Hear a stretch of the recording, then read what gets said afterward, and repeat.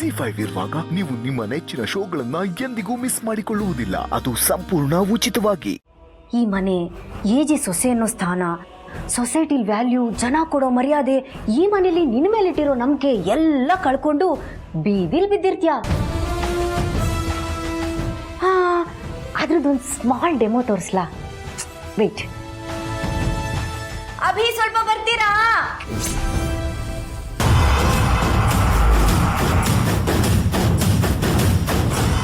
ಬೇಡ ಬೇಡ. ಈ ಕೆಲಸನ ನೀನ್ ಮಾಡಿದ್ರೆ ನಾನು ಯಾರಿಗೂ ಹೇಳಲ್ಲ. ಆಗ ಬ್ಲ್ಯಾಕ್ ಮೇಲಿಂದ ಬಿಸ್ನೆಸ್ಗೆ ಬದಲಾಗುತ್ತೆ. ನೀನ್ ನನ್ನ ಕಡೆ ಇರು, ನಾನು ನಿನ್ನ ಕಡೆ ಇರ್ತೀನಿ. ನಿನ್ ಸತ್ಯ ನಾನು ಯಾರಿಗೂ ಹೇಳಲ್ಲ, ನನ್ನ ಸತ್ಯನ ನೀನ್ ಯಾರಿಗೂ ಹೇಳ್ಬೇಡ. ಇಬ್ರು ಸೇಫ್ ಆಗಿರ್ತೀವಿ. ಏನಂತ್ಯಾ?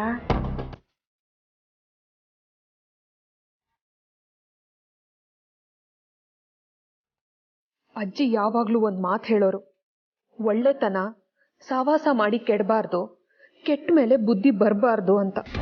ಆದ್ರೆ ನನ್ನ ಲೈಫಲ್ಲಿ ಅದೇ ಆಗೋಯ್ತು. ಬಿಡಲ್ಲ ಕಣೆ ನಿನ್ನ. ಈ ಮನೇನ ಲೀಲಾಯಿಂದ ಬಚಾವ್ ಮಾಡಬೇಕು ಅಂತ ನಿನ್ನ ಕರೆಸಿ ನಿನ್ನಿಂದ ಮನೆ ಉಳಿಸ್ಕೊಳ್ಳೋ ಪರಿಸ್ಥಿತಿ ಬಂದಿದೆ. ನನ್ನ ಪ್ರಾಣ ಹೋದ್ರೂ ಈ ಮನೇನ ಹಾಳಾಗಕ್ಕೆ, ನಿನ್ನ ಕೈವಶ ಆಗಕ್ಕೆ ಖಂಡಿತ ಬಿಡಲ್ಲ ಕಣೆ. ಮನ್ಸಲ್ಲಿ ಸ್ಕೆಚ್ ಹಾಕೋತಿದ್ಯಾ ದುರ್ಗಮ್ಮ? ನೀನ್ ಏನೇ ಸ್ಕೆಚ್ ಹಾಕೊಂಡ್ರು ನಾನು ನಿನಗಿಂತ ಒಂದು ಸ್ಟೆಪ್ಪು ಮೇಲೆ ಮೇಲೆ ಇರ್ತೀನಿ. ನೀನ್ ಸೇರಾದ್ರೆ ನಾನು ಸಭಾ ಸೇರು. ನೀನ್ ಒಂದು ಹೆಜ್ಜೆ ಮುಂದಿಟ್ರೆ ನಾನು 101ನೇ ಹೆಜ್ಜೆ ಮುಂದಿಟ್ಟಿರ್ತೀನಿ. ಇನ್ನು ನಾನು ಸೃಷ್ಟಿ ಮಾಡೋ 7 ಸುತ್ತಿನ ಕೋಟೆಯಲ್ಲಿ ನೀನು ತಿರುಗಿ ತಿರುಗಿ ತಿರುಗಿ ಸಾಯ್ಬೇಕು. ಇಲ್ಲ, ನಾನು ಹೇಳ್ದಂಗೆ ಕೇಳ್ಕೊಂಡು ಬಿದ್ದಿರ್ಬೇಕು. ಮರ್ಯಾದೆಯಿಂದ ಕೈ ಜೋಡಿಸಿದ್ರೆ ಬದುಕ್ತ್ಯಾ, ಇಲ್ಲ ಅಂದ್ರೆ ಸುಟ್ಟು ಬೂದಿ ಆಗೋಗ್ತ್ಯಾ.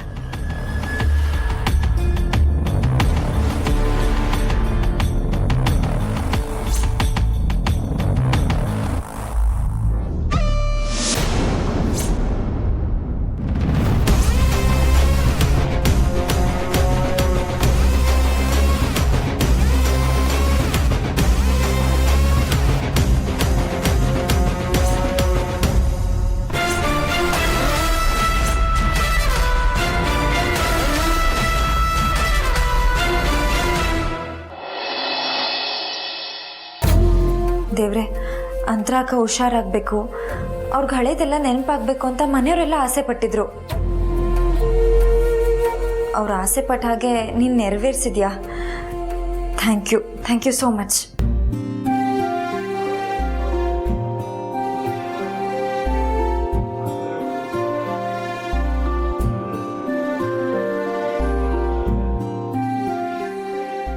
ಲೀಲಾ, ಒಂದು ನಿಮಿಷ.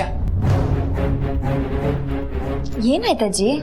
ಅದನ್ನೇ ನಾನು ನಿನ್ನನ್ನು ಕೇಳಬೇಕು ಅಂತ ಬಂದೆ. ಆದ್ರೆ ಅದಕ್ಕೂ ಮುಂಚೆ ನಾನು ನಿನಗೊಂದು ವಿಷಯ ಹೇಳಿ ಮುಗಿಸ್ಬಿಡ್ತೀನಿ. ಯಾವ ವಿಷಯ ಅಜ್ಜಿ? ನಾನು ಹೇಳೋದು ತಪ್ಪು ಅಂತ ಅನ್ಸಿದ್ರೆ ಬಿಟ್ಬಿಡು, ಸರಿ ಅಂತ ಅನ್ಸಿದ್ರೆ ದೀಪ ಹಚ್ಚು. ಅಜ್ಜಿ, ನೀವು ಒಗ್ಗಟ್ಟಾಗಿ ಮಾತಾಡ್ತಿದ್ದೀರಾ? ನಾನು ಪೂರ್ತಿ ಹೇಳೋವರೆಗೂ ಕೇಳಿಸ್ಕೊ. ಸರಿ, ಹೇಳಿ. ಅಂತರಾಗೆ ನೆನಪು ಬಂತು ಅಂತ ದೇವ್ರಿಗೆ ದೀಪ ಹಚ್ಚಕ್ಕೆ ಬಂದಿದ್ಯಾ? ಧನ್ಯವಾದ ಹೇಳ್ತಾ ಇದೀಯಾ? ಹೌದು ಅಜ್ಜಿ, ಡಾಕ್ಟ್ರೇ ಹೇಳಿದ್ರು ಏನು ಮಾಡೋಕ್ಕಾಗಲ್ಲ ಅಂತ. ಆದರೆ ಇವಾಗ ಅಂತರಾಕಂಗೆಲ್ಲ ನೆನಪಾಗಿದೆ. ಇದಕ್ಕೆ ಕಾರಣ ದೇವ್ರಲ್ವಾ, ಅದಕ್ಕೆ ಥ್ಯಾಂಕ್ಸ್ ಹೇಳಿ ದೀಪ ಹಚ್ಚೋಣ ಅಂತ ಬಂದೆ. ಆದ್ರೆ ನಿನ್ನ ಬದುಕಿನ ದೀಪನ ಆರು ಹೋಗ್ತಿದ್ಯಲ್ಲೇ.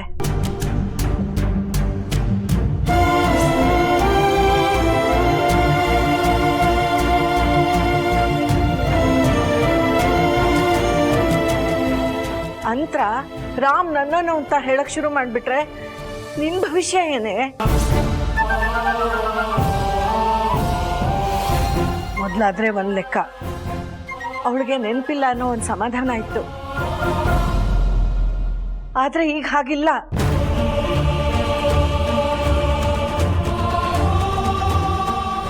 ಅವಳು ಈಗ ರಾಮನ್ನ ತನ್ನ ತೆಕ್ಕೆಗೆ ಹಾಕೋತಾಳೆ. ಯಾವ ಹೆಂಡ್ತಿಗೆ ತಾನೆ ತನ್ನ ಗಂಡನ ಇನ್ನೊಬ್ಳಿಗೆ ಬಿಟ್ಕೊಡಕ್ಕೆ ಇಷ್ಟ ಆಗುತ್ತೆ ಹೇಳು?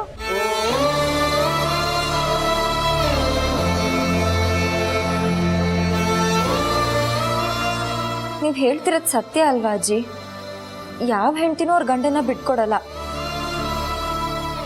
ಅಂತರ ಅಕ್ಕ ಮತ್ತೆ ಅವರು ಖುಷಿಯಾಗಿರ್ಬೇಕು. ಮತ್ತೆ ನೀನ್ ಯಾರು? ಯಾರೇ ನೀನು? ನನ್ನ ಮಗನಿಗೆ ಏನಾಗ್ಬೇಕು ನೀನು? ನನಗೇನಾಗ್ಬೇಕು? ಈ ಮನೆಗೆ ಏನಾಗ್ಬೇಕು? ನೀನು ಅವನ ಹೆಂಡತಿ ಅಲ್ವಾ?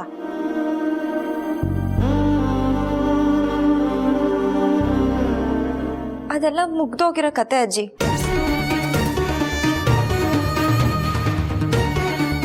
ಯಾಕೆ ಹೀಗೆ ಮಾತಾಡ್ತಿದ್ಯಾ ಲೀಲಾ? ದೇವ್ರೆ, ಎಂತ ಗತಿ ತಂದ್ಬಿಟ್ಟಿಯಲ್ಲಪ್ಪ ನೀನು.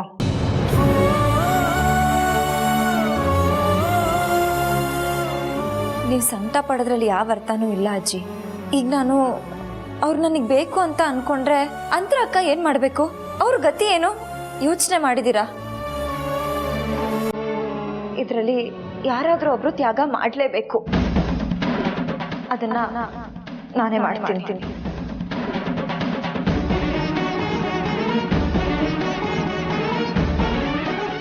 ಅಯ್ಯೋ, ಇವಳೇನು ತ್ಯಾಗ ಅಂತೆಲ್ಲ ಅಂತಿದ್ದಾಳಲ್ಲ.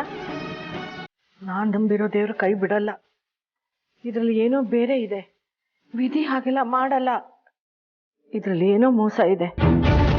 ಭಗವಂತ ನನಗೆ ಮೋಸ ಮಾಡೋಕ್ಕಾಗಲ್ಲ. ಇಲ್ಲ, ಯಾವ ಕಾರಣಕ್ಕೂ ನೀನು ಆತರ ನಿರ್ಧಾರ ತಗೋಬೇಡ. ಸ್ವಲ್ಪ ತಾಳ್ಮೆಯಿಂದ ಇರು. ಏನಾಗಬೇಕೋ ಅದಾಗುತ್ತೆ ಅಜ್ಜಿ. ಆ ದೇವರು ನನಗೆ ಇಷ್ಟು ದಿನ ಕೊಟ್ಟಿರೋ ಖುಷಿ ಸಂತೋಷಕ್ಕೆ ನಾನು ದೇವ್ರ ದೀಪ ಹಚ್ತೀನಿ.